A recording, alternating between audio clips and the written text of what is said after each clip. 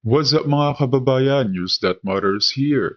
Dito sa video natin ngayon ay ating panonoorin o pakikinggan si General Macanas. Nagbukhang kawawa di umano ang ating mga Navy sailors sa pangyayari sa West Philippine Sea. Paano ba naman kasi mga kababayan? Armado na ang mga ito, ngunit nasapawan pa rin ng mga Chinese Coast Guard ang ating mga kasundaluhan. Kahit na ang daladala lamang di umano ng mga ito itak at batuta, habang ang ating mga Navy sailors armado pa sa kadahilanang walang malinaw na signal kung anong dapat na gawin sa nakatataas, at sila pa nga ang binawian ng armas ng mga Chinese. Naku naman po. Kaya naman ang request ng mga ito sa ating presidente bigyan ng malinaw na order upang hindi mapahiya ang mga ito. Pero bago ang lahat mga kababayan, huwag niyo po sana kalimutang mag-like at subscribe para updated ka sa mga uploads ko araw-araw. At yun na nga mga kababayan, ang malungkot na pahayag di umano babawiin ng ating presidente ang mga armas ng ating Navy sailors. Naku naman po, na kaysa tulungan o pagandahin ang strategic method laban sa China, lalo pang hinahayaan ng ating presidente na masakta ng ating mga kasundaluhan di umano. Kung kaya naman hindi ko na patatagalin pa, ito na ang buong video. Magandang araw mga kaibigan. Gusto kong magbigay ng reaksyon dito sa pinaka-latest na pahayag ni PBBM, yung kaguluhan sa Ayungin Shoal sa West Philippine Sea. Ito sabi nyo sa ABS-CBN News, ang headline ganito: Marcos, incident in Ayungin should not happen again. Binisita niya ang mga tropa ng ating Western Command doon at pinarangalan ang ating mga Navy sailors. Dapat nga lang naman, dahil napakahirap ang kalagayan ng ating mga tropa doon. Nasugatan nung 8, naputulan ng kamay ng isa, binigyan ng parangal. That's good. Kaya lang sa kanyang speech sa ating mga tropa, sabi niya hindi na dapat maulit ito. It should not happen again. So inisip ko, anong ibig niyan sabihin? Yung it should not happen again, yung resupply hindi na mangyayari ulit. Grabe naman. Hindi pwede. Tuloy-tuloy lang resupply kasi hindi natin talaga pwedeng pabayaan yung BRP Sierra Madre. Atin yan.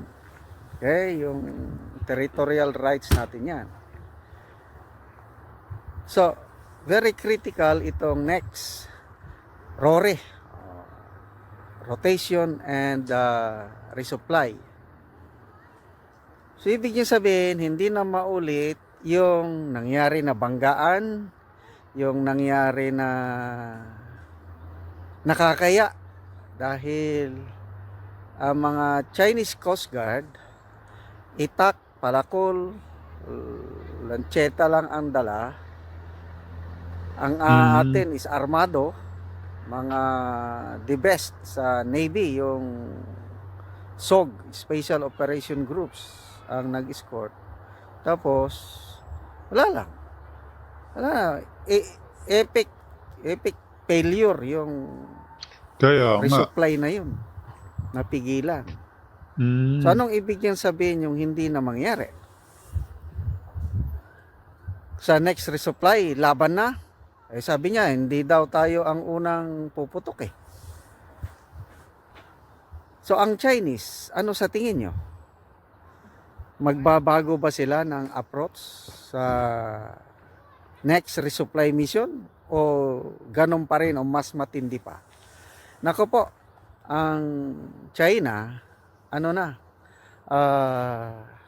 yung pambubuli nila, hindi na yan titigil. Tuloy-tuloy yan.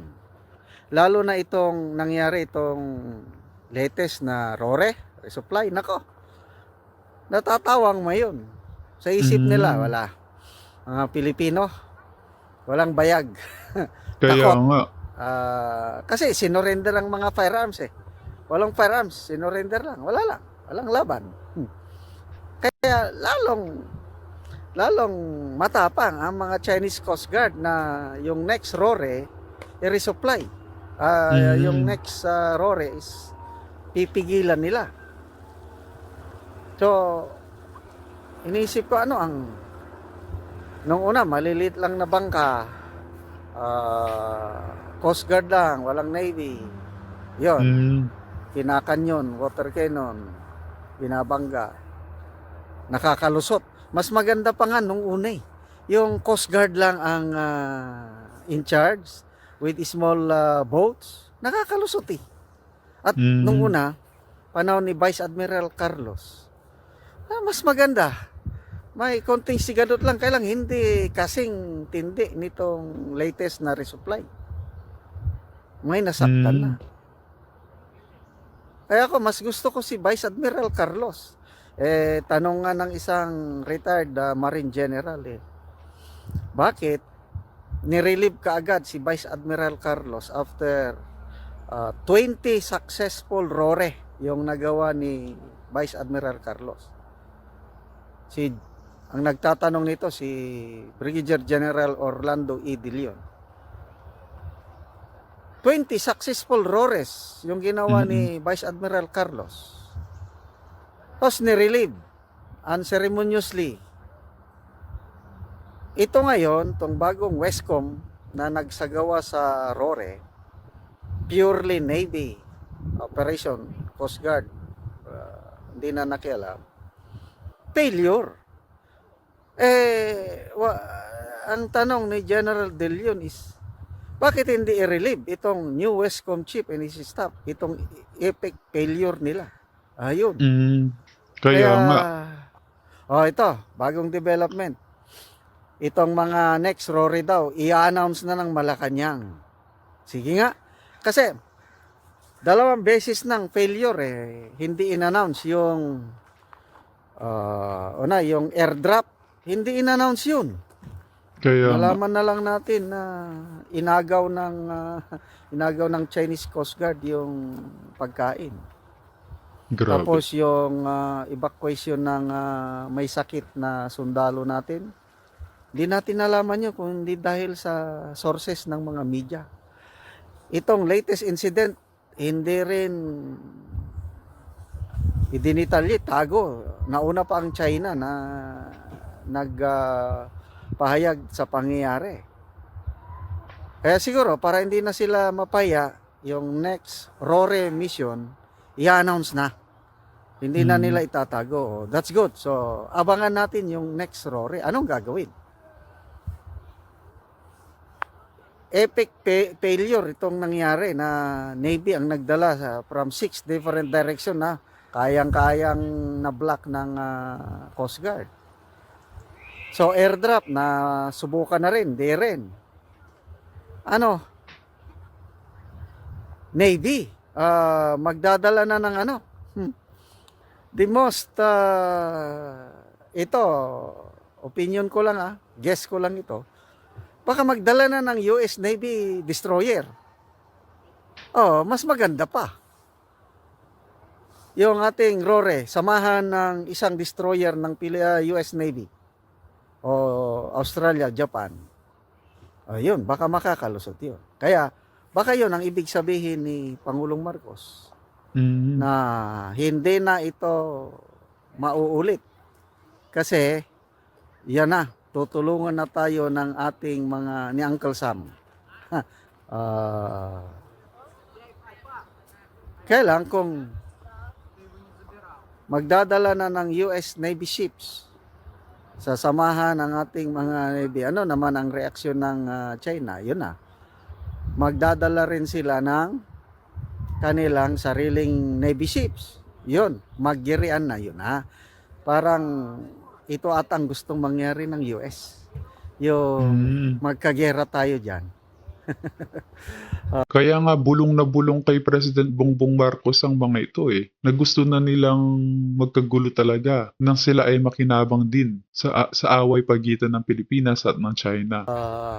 Ito yung ultimate aim ng US. Merong merong nabasa kong comment. Ang end game daw ng US, ultimately, matatalo tayo sa Ayungin Shoal, aalis na tayo dyan dahil wala nang pagkain eh. Yan ang gustong mangyari ng US. Hindi tayo tutulungan, parang ganun pala. Hindi tayo tutulungan ng US. We are on our own hanggang sa gutom dahil walang makalusot na resupply. So mapilitan na aalis tayo. So kung alis tayo sa Ayungin Shoal, yun, mas lalong magagalit ang mga Pilipino. Yun daw ang ano. Yun ang end game ng US na matatalo tayo sa Ayungin Shoal. So, kagaya nung nangyari sa Scarborough Shoal, dahil din sa US yun eh. Dahil sabi ng US kay Pinoy administration nun, okay, back out na kayo. Yung Philippine Navy ship na nandyan sa Scarborough Shoal, atras kayo kasi ang China Navy ship aatras din. Ganun ang usapan eh. Nagpa-auto tayo sa US noon, umatras yung ating Philippine Navy na nandyan sa Scarborough. Only to find out, ang China Navy nandun lang. So, naisahan tayo doon ng dahil sa kasinungalingan ng US. Tama. Kaya we lost Scarborough Shoal dahil sa panloloko ng US. Parang kaganito rin ang mangyari. We are on our own. Di tayo tutulungan para masira yung BRP Sierra Madre. Magutom ang mga sundalo doon natin hanggang alis tayo. Pag napaalis na tayo sa Ayungin Shoal, edi mas lalong maraming magagalit na Pinoy. Yun. Kung galit na tayo, giyera na. Yun, papalakpak ang US kasi may another proxy war sila. After Ukraine, ginawa nilang proxy ang Ukraine. Tayo naman ang susunod na proxy nila dito, labanan natin ang China. Yun ang gustong-gusto ng US. At yun Correct. naman ang gustong-gusto ng administrasyong ito, susunod palagi sa US. Grabe, anong nangyayari sa ating bansa ngayon.